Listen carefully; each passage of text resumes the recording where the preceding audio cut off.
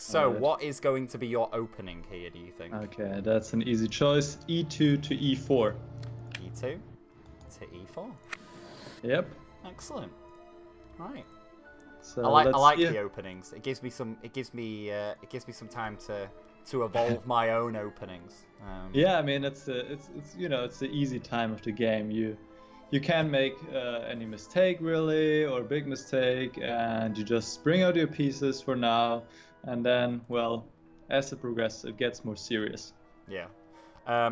Now, I have got loads more questions, and I haven't been asking you them fast enough, and I feel like you really need distracting now because you won that one too easily. So, you can try. so Perkle, our resident chess man, he has asked, what is your favorite game that you've played and why? So when you think, oh, I really like how that game panned out. Oh yeah, well, I do have a number of games which have been incredible, and if I have to choose my best game or my most beautiful one, I would probably go with a game I played in 2008, quite a while back, against a strong grandmaster from Israel, and it just involved a lot of nice sacrifice and a very special move. That was my opponent did not see coming, and it was just amazing. And that's why I like this game a lot. In fact, if I can make a little plug here, you can check out this game and several other of my game analysis on my YouTube channel. Yes. Which is very happily on the screen over. Oh, let's see if I can point at it. Over there. Oh, it's right. Niclas 2012, right? Yeah, it's your YouTube channel. This is the username, I guess, what you would put in the URL. But you can also just type in my last name and you will just find me immediately, because my name is just GM Huschenbeth. And there I have a playlist. It's called My Best Games. And there I've like looked at my best games that I've played in my career. And the game I was just talking about was the game Huschenbeth against Golod, Golod. And I would call that my best game, even though there are some other ones. There's been one game which was insane, like completely crazy, with pawns moving up the board on both sides and incredible tactics. And that's also in that playlist. So if you guys want to, you can check that out. And also, as we said earlier, right now the World Championship is going on, and I'm providing analysis videos on all the games. So this is going on right now. So if you're interested in seeing what the two best players in the world are doing and why are they doing what they're doing, you can also find these videos on my channel. Yeah, and actually Holly has just very helpfully, as Holly always does, put the link to your playlist right there in the Twitch chat. Well, if anybody wants to click on it. Look at that. Look at that. You start talking about it, and there it is. How wonderful is that? we should get going here, because the opening... Yes, exactly. Yeah. So there were two different moves, actually, that kept jumping ahead of each other. The one that ended up on top in the end was E7 to E5. All right. They're playing what the World Championship players are doing as well right now. This is the most solid approach. And you know what? Let's spice it up right from the start. Oh, go on then. It's funny because I saw a question in the chat by Kikasus, and he asked, does Niclas ever play the King's Gambit? Well, let's do it right now. Let's go F2 to F4. F2 to F4. Yeah. And to go further into his question by Kikasus, this is called the King's Gambit. Okay. Gambit usually is called an opening where you sacrifice a pawn. And I have played the King's Gambit exactly twice in my life, in a tournament game at least. And it has been very successful. And in fact, one of the best games that I've played in this line. You will also find it in the playlist that Holly just posted. It was against Tamas Banush. So this is the. Have you ever seen this opening, Mike? No, I don't think so. I think this is the first time I've seen this. All right, so let me tell you a little bit about it. It's a very romantic opening. That's what I like to play in the 19th, 18th century, when well, they just played chess very differently. It was all about sacrificing. And also, what was really funny, when your opponent offered a sacrifice, you had to take it. If you didn't take it, it was seen as impolite. So wow, that was just a completely different era. And back then, a lot of the games started like that with this King's Gambit. Oh, okay. Well, but today it's not seen as much anymore because it's, well, it is risky for white because once again you're sacrificing. Yeah, you're just losing a pawn, right? Already. Yeah. Well, I'll tell you exactly how they've decided to respond to this. Okay. Understandably, they have gone e5, f4. Would you believe? Yeah. So they took it. They've taken it. Yeah. So what happens now then? What happens at this point in the King's Gambit? I just develop my piece now. My knight g1 to f3. G1 to f3. Yep, that's right. Okay. So what's the point of this pawn sacrifice, to go into it a little bit? You can see that by sacrificing my pawn, I have now more space in the center. So that's the whole idea, to open up the center. Now I can, in the future, put my pawn on d4, and I will control the center with pawns on e4 and d4. But at the same time, I'm down a pawn, so this is a trade-off, and that's why it's risky, because the question is, will I get back this pawn? I love that there's someone in the chat called Effective Decoy. This is his username. And he said, why would we do exactly what he wants? So someone with the name Decoy is questioning. I like the irony of that. It's pretty good.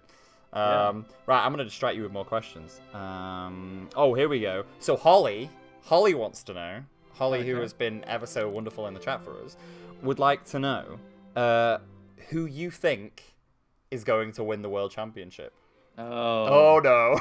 This is, of course, a very difficult question.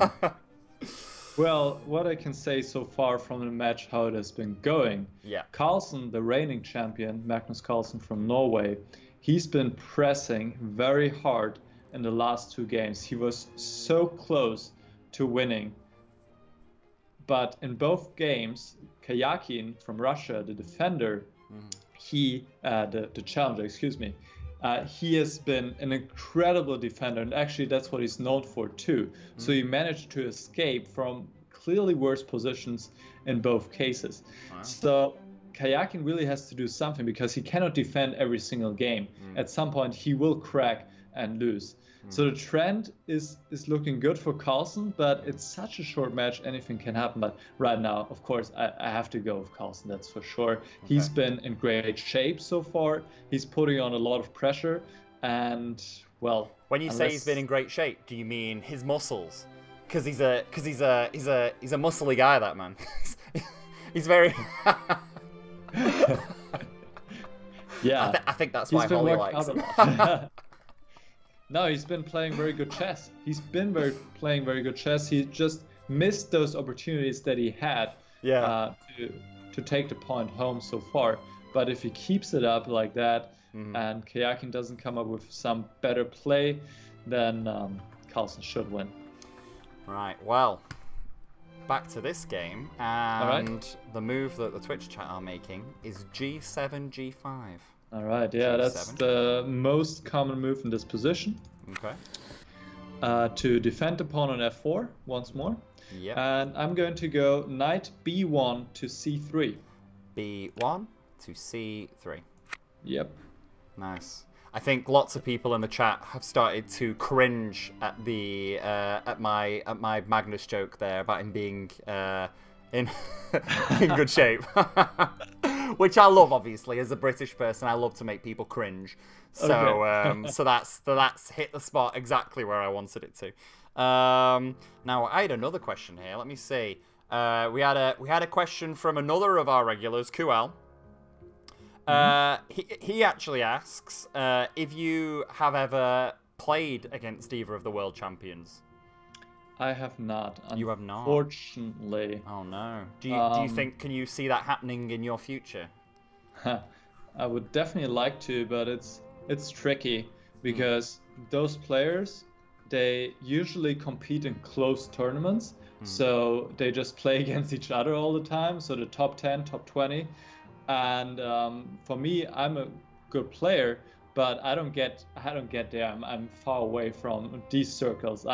Just to give you an idea, I'm about top 500 in the world, and well, they're up there. So it's difficult for me to get in there. It is possible though. Sometimes, for example, last year Magnus Carlsen played in an open tournament. So open tournament is a tournament, well, as the name says, everybody can participate in. He played in a tournament in Qatar. So, you know, it's possible. If I had played there, I could have played him in a tournament game. So it might happen. Well, I think when we talked to Simon, he said he played against Magnus. I might be recalling this incorrectly. I hope I'm right here. No, I think he said he played against Magnus, and he said he won. And I was going, oh, that's amazing. And then he was like, yeah, but it's when Magnus was like 10. Basically was like a child. Yeah. And I was like, oh, okay then. I mean, I guess that still counts. But it still counts. Yeah, absolutely. Still counts as a win. I've played against the number 3 in the world though, and also I don't know. Wait, hold on. No, I've not. I've played against some top players at least. And how do you normally fare against top players? I said, you just don't get a chance very often. Yeah, but right, I'm going to stop the vote because we're getting carried away once again. I like the banter. The move that they've gone for is G5 to G4. All right. Well, they're very aggressive. Attacking my knight on G4, so I need to move it. Let's go forward. Knight F3 to E5. To E5, right. So you've taken a very central position with both of your knights there. And I guess we'll see how they respond. This is very concrete chess. I mean, this is not very standard, and I'm sure you'll like this, how this game is going, where, you know, both sides are pushing their pawns and sacrifices, so this is interesting. Yeah, this is a good one. Right, I have a question for you. So, at what point did you decide that, you'd been playing a lot of chess, at what point did you decide I might actually try to, kind of do this professionally? I might try to become a grandmaster and kind of push it as far as I can. I think a turning point was in 2005 when I became German champion in the age section under 14. Up to this point, I'd been playing and it had been going well. But at this point, it was clear I can probably make it quite far. And then, I already had a coach at this point, but I just continued working with a coach, and I made some big improvements, and at some point it was clear I could make it all the way to a Grandmaster title, so I just went for it. But the thing is, a lot of factors have to be right, have to work together. I had a good environment. My family supported me well. Then I lived in Hamburg, where we have the biggest chess club in Germany, and I definitely benefited from that, and I had a great coach who organized a lot of matches for me and got me to strong tournaments. This is essential. You need to play stronger players to become a stronger player yourself. I mean, this is one of the key points. So just a lot of things I can be very fortunate about that worked out great in my development to get to the title. Yeah. Right, well, the move that they have gone for is D7, D6. All right, well, D7 to D6, moving this pawn Okay, forward. this is the move I'm not familiar with. Okay. I have seen the move that was also suggested, Queen D8 to H4. So they are attacking my knight on E5, and I need to move it. And the answer seems pretty clear. I will take the pawn on G4, so E5 to G4.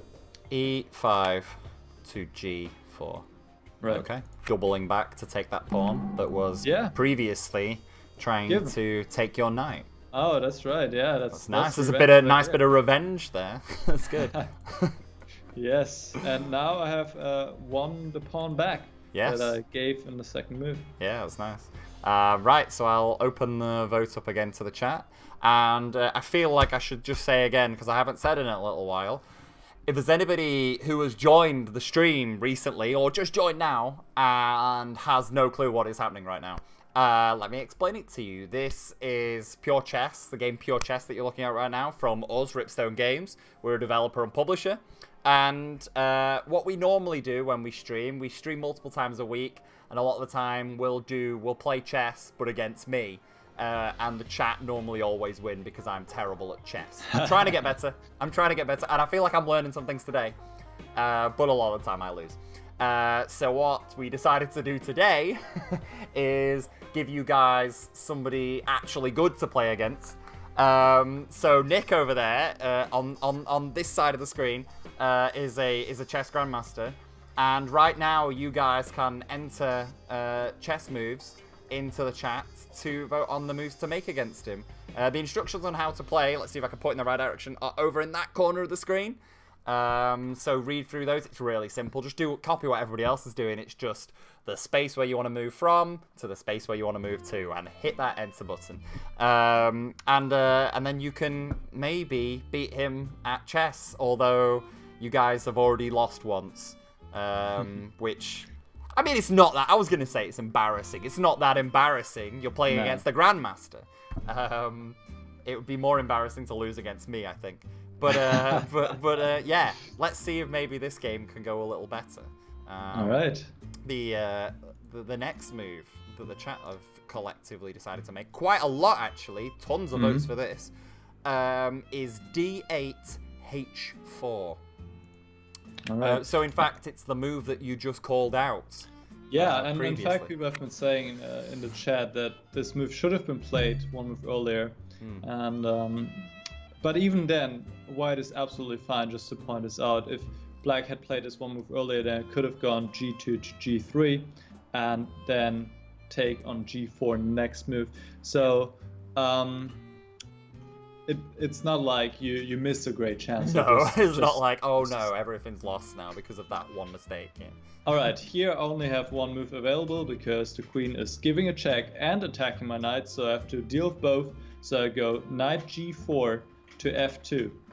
G4 to F2. Interesting. Right. So why have you decided to do that rather than moving the G pawn like you said previously? Is that because that knight is in that vulnerable position now? Exactly, because the queen was attacking it. So if I was to move the G-pawn, then black would take the knight, because the bishop on C8 is also defending the queen then, and black would just win a piece. Got you. So I can't let that happen. That makes sense. Maybe I am learning something. I hope so. We'll have to see.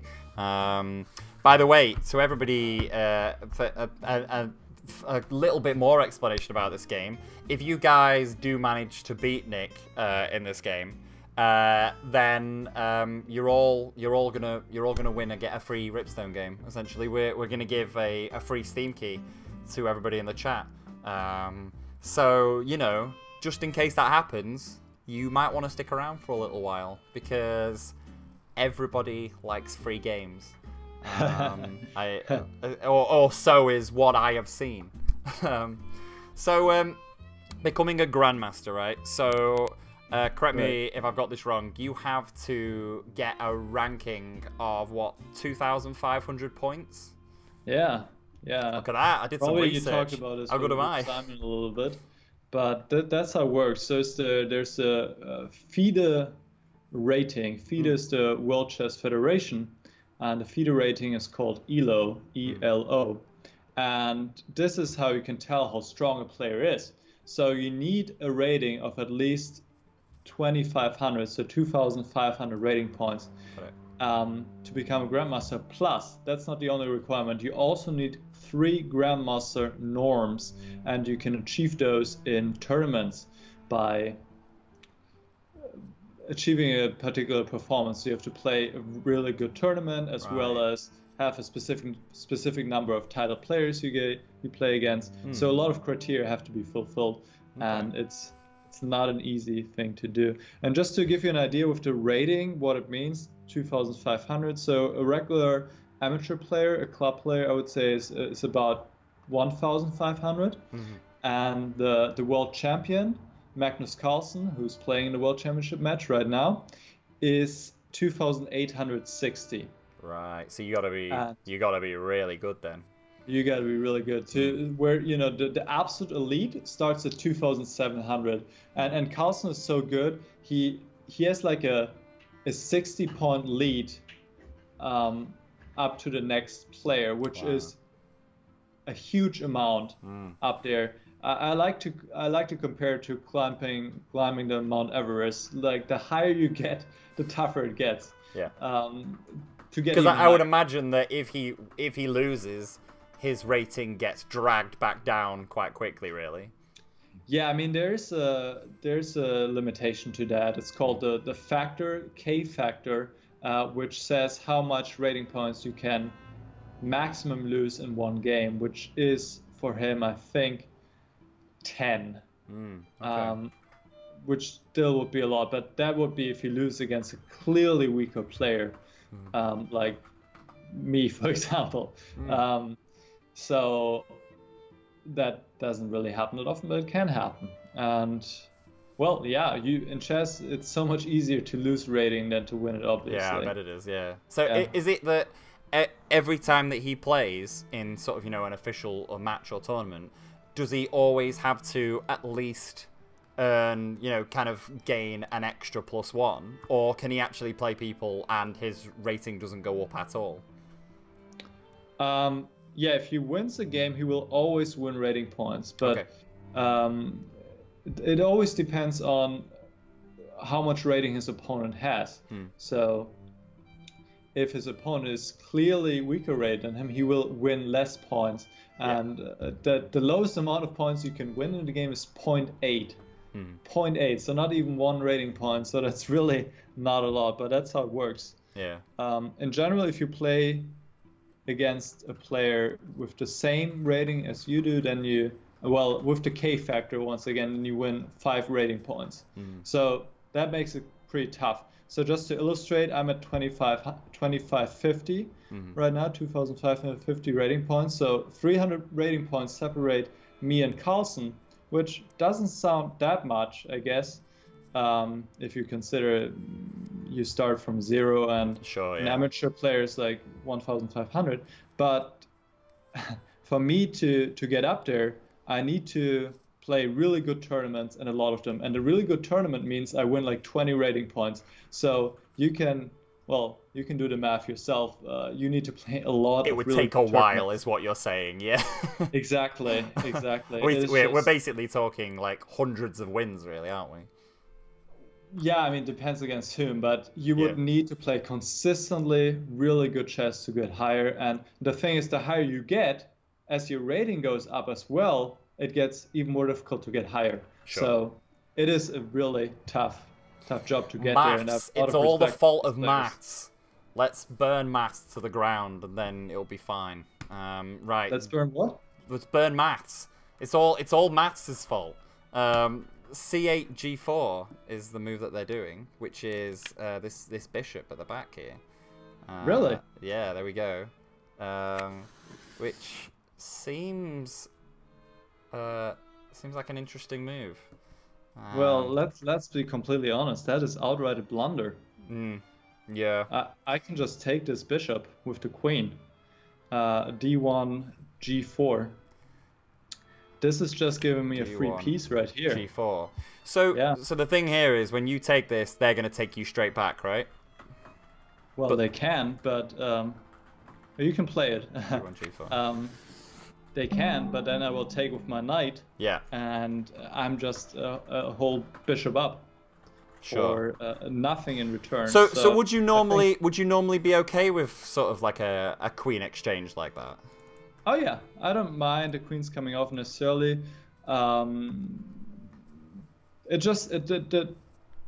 position just changes. You go from a more, I guess, complex position where also king safety plays a huge role with the queens on the board, because the queen is the most powerful piece, into the end game, in which the king, you're not in as much danger of being like attacked on the king to run into a mating attack, because there are no queens anymore. So it's much more difficult to attack the opponent's king. So it's just a different game where it's more important about positional factors and, well, having all your pieces active and in the game, but it's just different. I personally like attacking games, so I like the queens on the board, but I don't mind playing endgames as well. It's also interesting. Well, I mean, so basically what has happened here is that the chat is filled with people saying they want to resign already. Yeah, I think they just missed that I could take it with the queen. They saw I could not take it with the knight, but I think here's what happened, okay? So you see the knight is pinned right now by the queen. So they were thinking, well, I can play the bishop, and if the queen takes, I take the queen back, and the knight is pinned, so cannot take back. But what happens is, once the queen takes, the black queen on h4 takes the queen on g4, the knight is not pinned anymore, and I can just take back, and I'm up a piece. But is that really such, sort of like a big advantage, being up just a singular bishop? Yes, absolutely. This is actually a much bigger advantage than in the last game when the Twitch community resigned. A whole piece, you cannot come back from that unless you have some other factors going on, like you have maybe strong pawns or some other factors. But here it's just a whole piece without any compensation for black whatsoever. So wow. I think we should call this and play another one. I mean, the majority of people have said resign. So I feel like we need to resign, and that was a pretty quick game. Yeah, I mean, my King's Gambit worked out pretty well there. It did, didn't it? That did work out very well. But okay, let's be honest, it was just one mistake where I think a lot of people overlooked this one fact I just pointed out, and then, you know, one mistake, it's all over. That's what chess is, and that's what makes it different from other sports where, like in soccer, you can make a mistake and get a goal in. That's okay if you score 3 yourself. But in chess, if you make one mistake, it can happen. You never come back from that. So, well, yeah, I mean, it's pretty obvious in this particular example, yeah.